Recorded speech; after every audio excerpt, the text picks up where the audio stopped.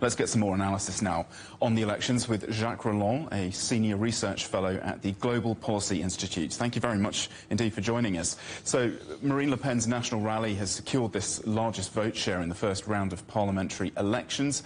Does this mean that President Macron's decision to call this election has massively backfired on him and his supporters? Absolutely. You can say he's been hoisted by his own petard.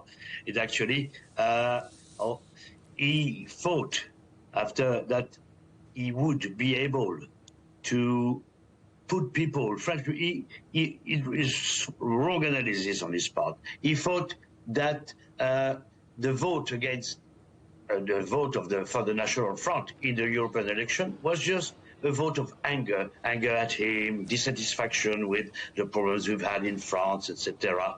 But he failed to realize that actually it was more than that. It was not just a vote of anger. He thought that by telling people, yes, now you express your anger by voting for an extremist party. Now let's put your mouth where your money is. Do you really want to be governed for the next few years by this party, which is considered as incompetent in many fields, which could be very damaging for France? Or will you vote sensibly, come to your senses, and realize that your future is best assured by my government with strong commitment to Europe and commitment to fairly wise economic management? And no, the people confirmed their vote. He completely lost the feel of the people, because people now, they share the ideas. It's not just they reject the establishment. No, they want the National Front to be in party, to be in government. They think that the National Front has the solution to their problems. The other argument is that they said that all parties have failed. He appeals, let's say, to the downtrodden, people who haven't been benefiting from the good expansion of the French economy. He is appealing, the National Front is appealing to people who is left out. Initially, it was the workers in the north, in the ex-industrial regions. Then the people, especially in the countryside, where hospitals have closed, where it's hard to find a doctor. So they capitalize on all the frustrations within French society, sometimes expressed in the Yellow Vest movement of a few years ago, and therefore, in the meanwhile, they also managed to instill their ideas into the population. We've seen in the last 2 years, the people who think that there are too many immigrants in France has risen by 8 points, and the people who think that they no longer feel in France has risen by 7 points, to close to 50%. So the National Front has become the leading party in France. It comes first in all sections of population, but not all category, but all age groups, except for the over 70.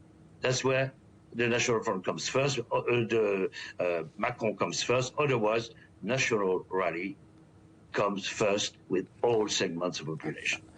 And it was an incredibly high turnout, wasn't it? What do you think is likely to happen in the next round? Is there realistically time for the moderate parties to organise and tactically block the far right in the next round of voting?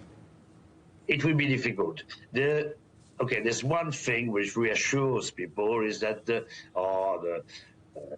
and Macron is that probably they won't get an outright majority, but they will be fairly close to a majority. We don't know yet. You know, the situation is a bit difficult because we have in 300 constituencies, 3 candidates can stand in the second round. So now there's a game which is taking place between now and tomorrow, 6 o'clock, where parties will come third or second, have to decide whether they withdraw.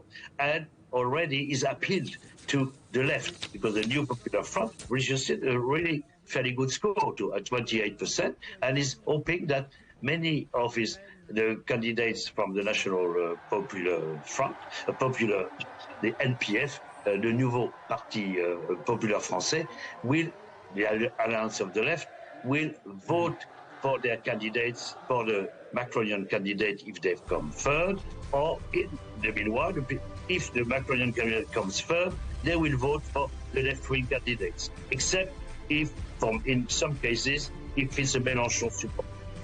And the other possibility, in that case, they might limit the damage and have, in that case, a very composite majority. They will not be able to do much because they don't agree on many things, but it will just keep the National Front away. Another scenario, which is quite likely, and we'll know more today, is whether some Republicans could come to the rescue of the National Front and bring the necessary votes for it to have an outright majority. So at the moment, it's impossible to say, and but most people think relative majority. The National Front said they don't want to govern if they have an absolute majority because their hands will be tied. They haven't got all powers, but it's a bit of a lie. I think they've staged fright. A party who has a majority in Parliament, even a strong relative majority, even not an outright majority, can still do a lot if they find allies. Indeed. And they could find allies among the Republicans who would not want to support the centre group. All right, well, Jacques Reland, thank you so much for your insight. We do appreciate your time. Thank you very much, sir. Okay, thank you.